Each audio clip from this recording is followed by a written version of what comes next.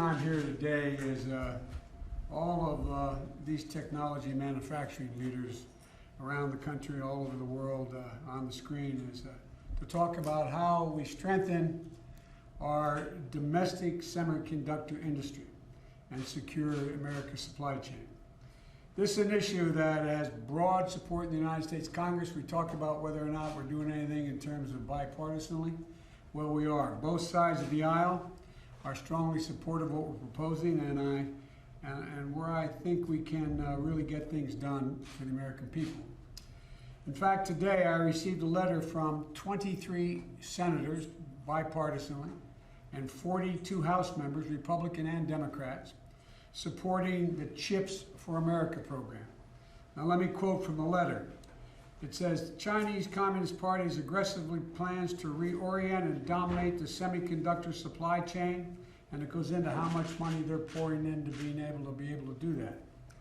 But I've been saying for some time now, China and the rest of the world is not waiting, and there's no reason why Americans should wait.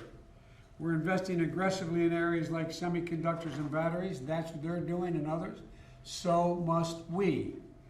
We are seeking a significant investment in this piece of legislation, and it's important, but we know it's not sufficient. The American Jobs Plan that I put forward is part of about revitalizing American manufacturing and securing our supply chains, investing in research and development as we used to in a very healthy manner. But it's also about much more than that. It's about investing in infrastructure, not for the 20th century, but the 21st century. It's not just roads and bridges. We're investing in water systems so Americans can have clean water infrastructure. We're investing in high-speed rail infrastructure.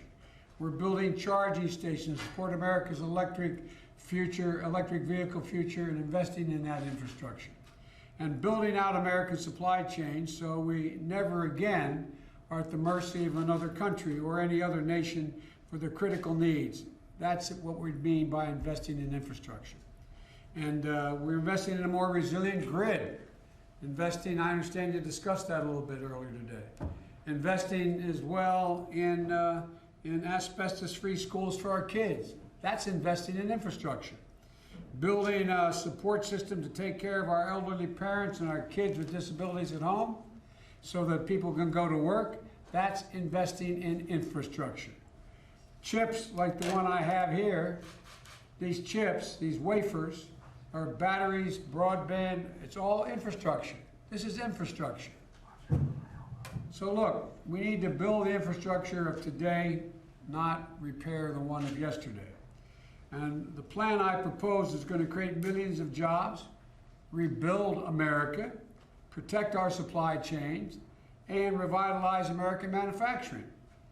And it's going to make America research and development a great engine again. We led the world in the middle of the 20th century.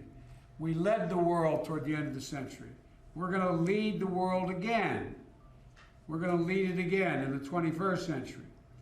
We have the best minds in the country. Many of them are on the screen right now.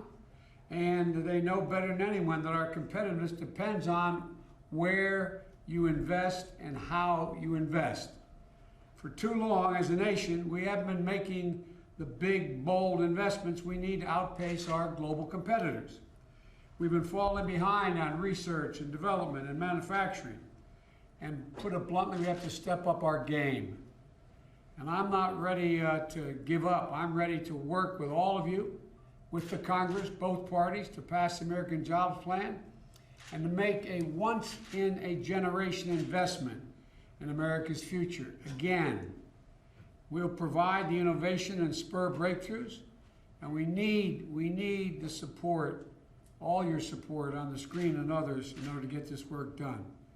And we need you in turn to support the American workers, American communities in every part of the country. This is a moment for American strength and American unity, for government, industry, communities to work together to make sure that we're ready to meet the global competition that lies ahead, not continue to slide in terms of our investment. We ranked like number 25th in the world now. That's not America. So I want to thank you all very much. and I appreciate all the time you've given us. Mr. President, could you speak to the issue in Minnesota? Whoa. Hang on just a second. Mr. President, would you like to wait, speak to the issue in Minnesota? Wait a second. What I'm going to do, I'm going to see you all again in a few minutes. I have just taken the time, even though I was a few minutes late, to listen to the press conference. I'm preparing a statement, and I'll be happy to talk with you at the next meeting, okay? Thank you, sir.